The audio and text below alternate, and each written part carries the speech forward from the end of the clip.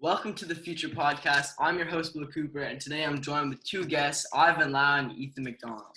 Today we're going to be going over a wide variety of topics on what we think the future is going to be like, and we're all going to share our opinions and hot takes.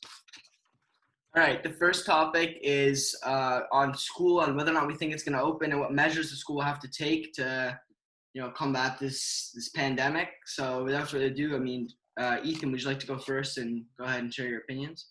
Yeah, I think it's a confusing time for all of us personally. I think the school should be following all the guidelines presented by the government. I know they're eager to get back, but at the same time, I think we need to take this slow.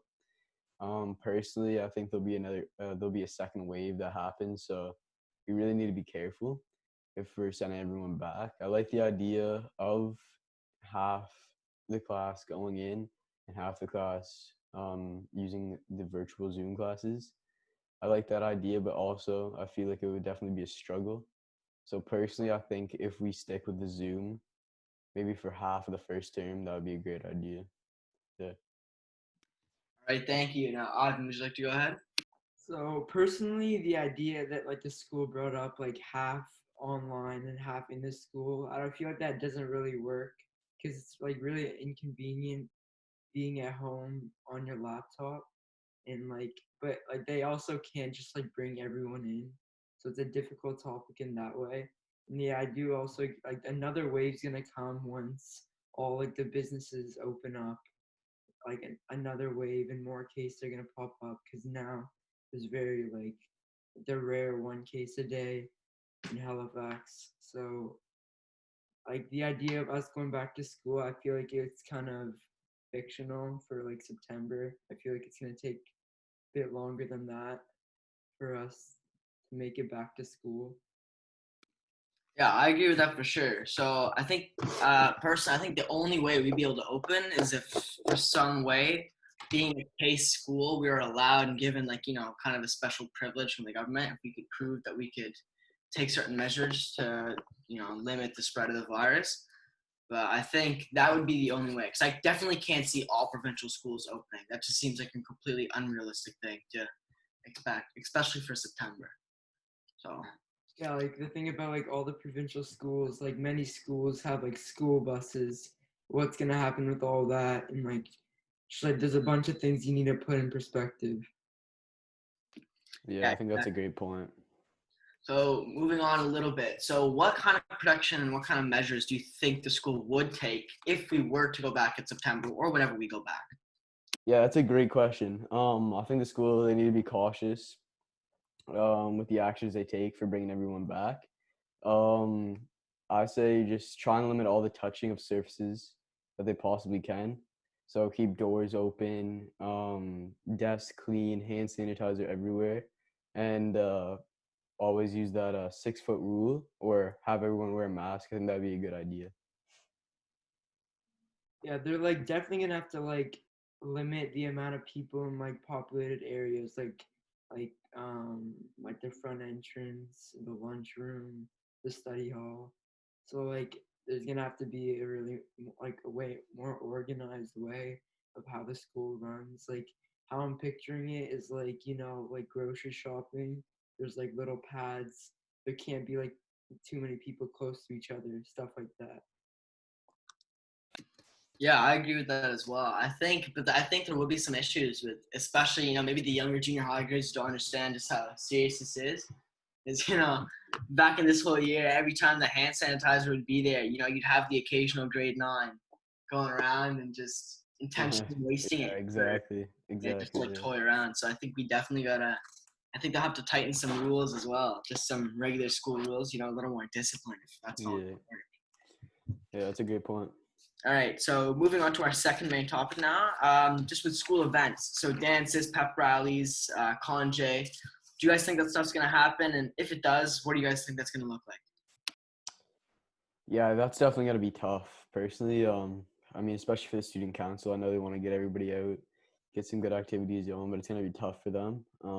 Obviously, they got to follow the NS guidelines, and that's gonna be tough with dances, especially in the chapel. It's a small environment with a lot of kids. It's tough, especially when some of the kids aren't taking the rules seriously. It can get it can get out of hand. Um, but yeah, I think there'll definitely be some chances for some virtual activities. Maybe some fun Kahoot games, something in that range. Maybe like a little scavenger hunt online. But I don't think we'll get too many activities where everyone's in the same place at the same time. Yeah, Yeah, that's a very good point. I appreciate it. Ivan, you? like similar to like it's very unlikely that they're gonna have like dances because you're all up like close to people. But I could see like pep rallies coming into play because it's outside. It's not like in a closed environment, and like you can actually have like activities if everyone's just like cautious about not being too close to people, like fun games and stuff. So I could see that happening, but the student council is going to be very like limited in what they're going to be able to do. They're going to need a lot of like confirmation on all the events that they're going to try to put forward. So I think it's going to be tough in that sense. Yeah, for sure. I think there's no doubt this year will be very different compared to other years. So backtracking a little bit to what Ethan said about some online Zoom events. I'll be blatantly honest. If we're doing Zoom at home and they try to do an online event, I think I'd much rather personally just not do that. I mean, I don't know about you boys, but if I had to look at my schedule right now and see, oh, we didn't have a class at 11, but instead we're doing, a fun online scavenger hunt, as Ethan said. Come on. Yeah, that's a good There's point. some Yeah, much more productive things you can do yeah, Yeah, with exactly. exactly. school. Yeah, that's true. That's true. I think we just need to face the reality of the situation. Just go. We know it's not going to be the same, so why would we try and force it? I think that's why. Nice. I like that. All right, moving on a little bit more now. So, how long do you boys think this whole thing's going to last? There's been some speculation about social distancing lasting even as far as 2022. There's been some other debates about whether or not we should just completely stop social distancing and just play it out and see what happens and hopefully reach herd immunity. So how do you boys think this is going to play out? What do you think's going to happen, and how long do you think this whole pandemic's going to last? Yeah, that's a tough question, honestly. But I mean, I think it's gonna go on for a long time. Honestly, I mean, until we see a vaccine, we're definitely it's gonna be around for the rest of our lives. Honestly, it's just gonna be known as another flu. I don't know if we'll get it fully contained, but maybe if we see a vaccine come. But personally, yeah, it's gonna be around for a long time. I say another 2 years. I know they're working on the vaccine now. That'll probably be out 8, 12 months ish. So once we get that, I know it'll definitely be calmed down and we'll be back to our normal lives. But yeah, I think we'll see it for at least another 2 years, and maybe for the rest of our lives if the vaccine isn't perfect. Yeah, for sure. I mean, I think that's just the reality of the situation we're facing, right? So we really don't know at this point, but I think that's very possible. Yeah. Would you like to share your thoughts? Yeah, like vaccines take like years to produce and like mass produce because they're gonna need like there's like a lot of people in the world, and it's just the reality of the situation. I don't think things are gonna be back to normal for a while, and just I don't think they should stop social distancing because that's what's kind of preventing. Like I wouldn't stop social distancing because I don't want to get the virus, but Yeah. like it's a difficult topic. People have different opinions about it until they have a vaccine that can be mass produced. It's tough to say what's gonna happen. Yeah. Yeah, for sure. I mean, we've already seen the opening of a few stuffs now. So we've had, I think, New Brunswick and PEI are now bubbled together as provinces, so you're not allowed to freely travel between them. And Yeah. we're actually looking at Nova Scotia being able to join that as well. So hopefully, if we get our cases to zero consistently for a few days, then hopefully we'll be able to join that as well, so we can travel in between the Maritimes at least. That'd be nice. Yeah. All right, so moving on to the next thing, online school. So all our Zoom classes we've been having for this whole term, just do you think it was a positive experience, negative experience? What could have been better? What could it have been worse? Do you wish we were like grammars where they're like all day, or do you wish we were more like citadels? Just whatever you really think about it. Yeah. I mean, it was definitely a learning experience for all of us. I mean, it's the first time in my life something like this has happened, so it definitely took some time to get used to. I like the way they did it. I mean, they kept us busy. they kept us learning, but we weren't packed with work. I know that's like going the grammar situation. People are in stressful times. People are getting anxiety, all this. So putting a lot of work on a student isn't the best. So I think Sacred Heart handled it in a good way. Yeah, I'd say I have to agree. So I think for the most part, I agree with you for the most part. I think there could have been a few adjustments, but other than that, I agree with you. I haven't Mm, changed that. I would say like it's an inconvenient way of learning, but it's all we have now mm, because you can't really go back to school, but it's like not the same. You don't have the same hours. We have like 3 classes a day. Usually we'd have 6. So it's different, but it's like the best we can get at this point. Especially that other schools don't, they have like maybe a class a day and then just work. We actually have face-to-face interactions, which lucky to have. mm. Yeah, for sure. I think the whole idea behind this is it could be a lot worse, and I think we're all thankful for what we're able to have during this tough time. All right. So moving on to another topic now. So sports. This one's a little off school, but let's start with school sports, and after we'll talk a little bit about pro sports as well and what's going to happen with those. So starting off with school sports, soccer, basketball, badminton. Do you guys think that stuff's going to happen next year, and why or why not? I mean, it's gonna be tough, right? I know our school is part of the NSSAF, so I mean that's um the whole province that's involved in that. So I know they definitely won't be back if public schools aren't in. Um, we may see some recreation games, just for fun games between people in the school, maybe some tournaments made by the student council. We may see that, but personally, I don't think we'll get a full season in with playoffs and provincials, especially when it's not looking good for public schools to get back in for next year. Yeah, for sure. I think best case scenario, we'd be playing a few games with some K schools. So for soccer, Yeah. we may be able to play Armbre and like that. But I agree with you in the sense that I really doubt that those other public schools will be able to come back. I haven't Mm. really. I would say it's very unlikely to bring sports back at this time because the school wants to be as cautious as possible and to have like these contact sports like soccer, basketball, or just like any sport at all. Like badminton's more of like distance sports that could come back, but any of those like more like physical sports, it's very unlikely that they'll come back. Mm. Right. Yeah, for sure. So now that we've talked about school sports a little bit, we agree kind of, unanimously that we don't really think they're going to come back, at least not in the way they were before, and for a full season for sure. And I think we can agree that, especially things like the Case tournament that was hosted in Quebec this year, I think we can agree that those are almost surely off the table, as all unnecessary travel will be not as just be won't allowed, won't be Yeah. allowed. So moving on to professional sports now. So the NHL actually just confirmed, or maybe Really. I think they just confirmed a new 2014 playoffs, which is going to be interesting with no fans in the Mm. buildings. So I think, do you guys think that's going to happen for basketball and other sports like in the NBA? And also, what do you think about having no fans in the building? Yeah, I definitely see it coming back for basketball. Um, I mean, we saw it in hockey, larger roster. You got 24 players, something around there. Well, NBA, you have 12, 15. So I definitely think we'll see the NBA playoffs in the future, maybe in August, sometime like that.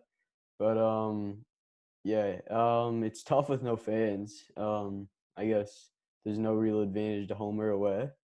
So that's definitely a bit different, but I respect the decision on that. And I know there's a lot of loss in revenue from ticket sales and all that, but I think there'll be a lot of viewers, especially when everyone's craving some live sports. Yeah, I have to say I agree. I think having no fans in the building will definitely be something that it's gonna be hard to get used to for sure. I mean, I can't really picture watching an intense playoff game with no fans, but we'll have to Yeah. see how it all plays out. I'm I remember when the NBA said they're not like continuing with the season.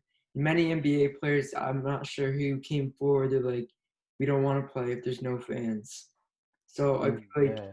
many of them would be discouraged because like it's not really the same environment, it's not really the same vibe when there's no one cheering on. Just gives it that like NBA or NHL feel.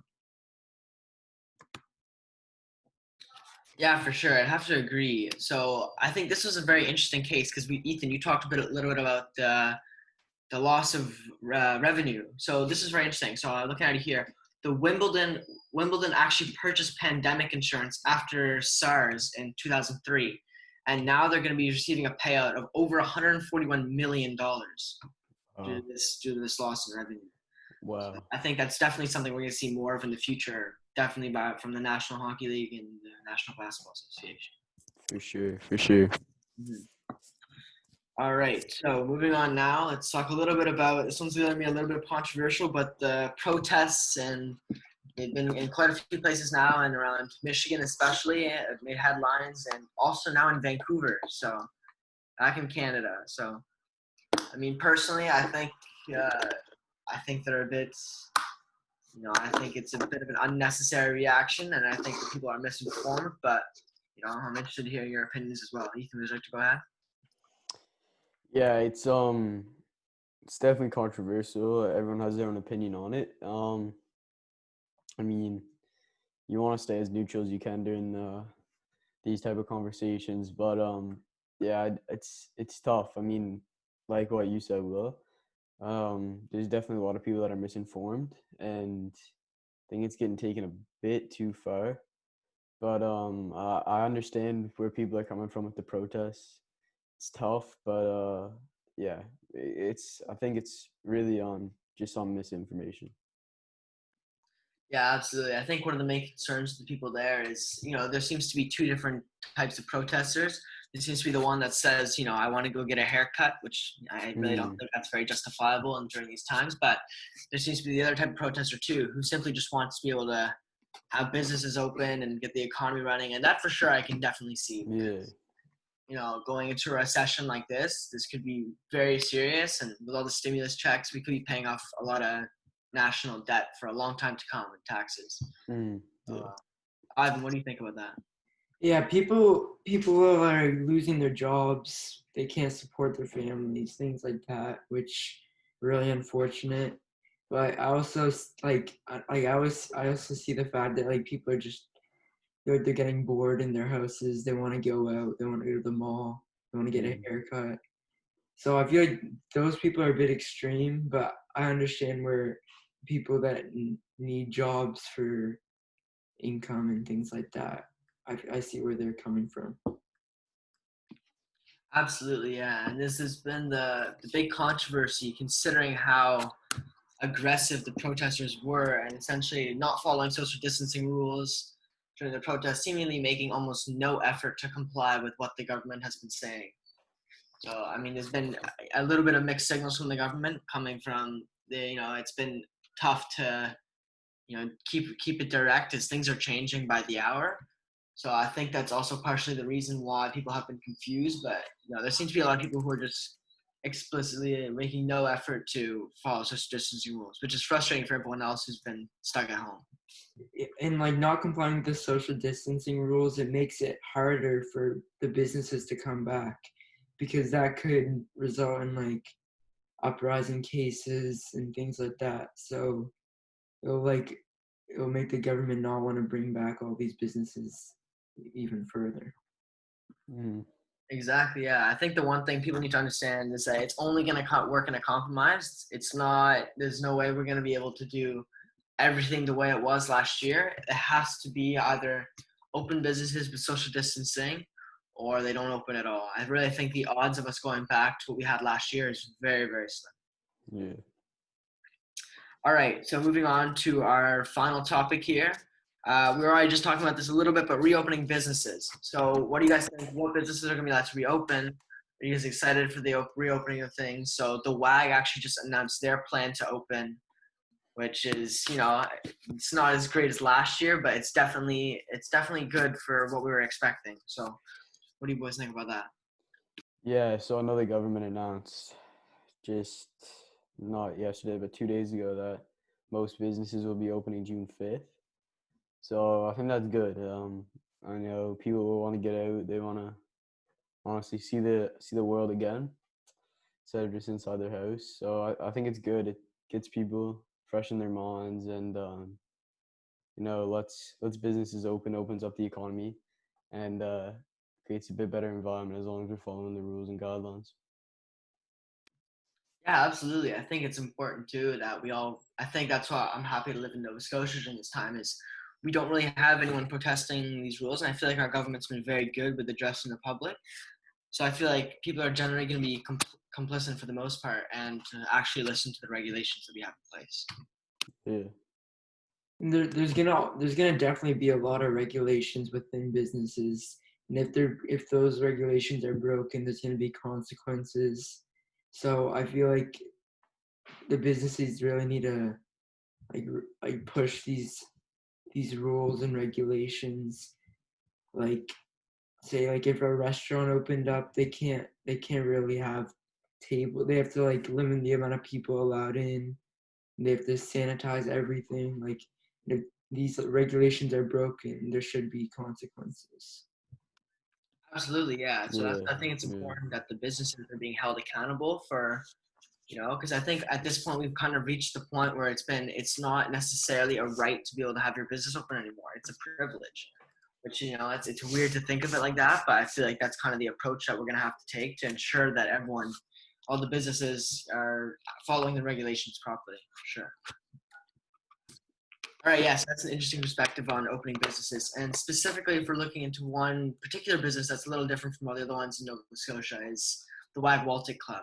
So they've announced their plan. They're already open for singles tennis, which makes sense because that's very easy to comply with social distancing rules. But the question is whether or not they'll be able to open up their swimming pools and basketball courts, considering that'll be much harder to social distance. So, Ethan, would you like to share your perspectives on that? Yeah, it's gonna be tough. I mean, I think pools will be okay. Limit the number of people in the pools. I think it's gonna be just lap swims. I don't think they're gonna be allowing kids jumping off the diving boards, touching the railings of the diving boards. That's gonna be tough, right? And the same thing with the basketball courts. I know kids like to dunk on the rims, and it's tough, right? You almost gotta trust these people not to touch the rims, and it's tough because one spread and the whole club could be infected. So it's gonna be tough. I think the basketball courts, I don't think they'll be open. Um, I say yes for the pools, yes for tennis and doubles, but pools will be closed just for lap sims personally. But yeah.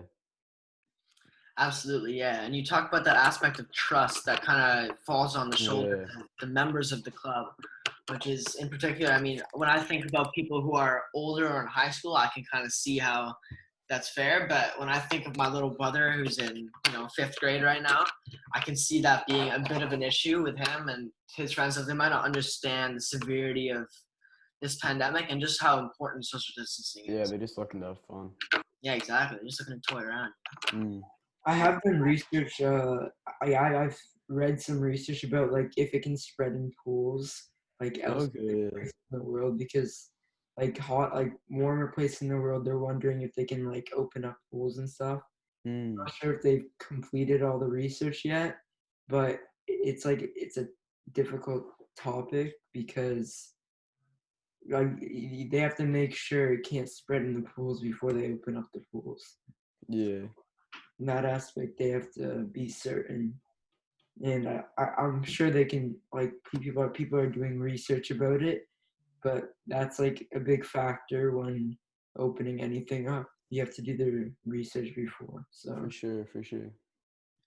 Yeah, for sure. I mean, I think that's specifically a situation that could go south really fast. Yeah. I feel like I'm just thinking about the legal liabilities if the WAG says that they're able to maintain proper measures to ensure that the virus won't spread. But if it does and the measures aren't good enough, then what happens legally, right? Like imagine if someone gets infected and, worst case scenario, they end up going to the ICU and they end up passing away. Then I think that is a big, big question right there, right?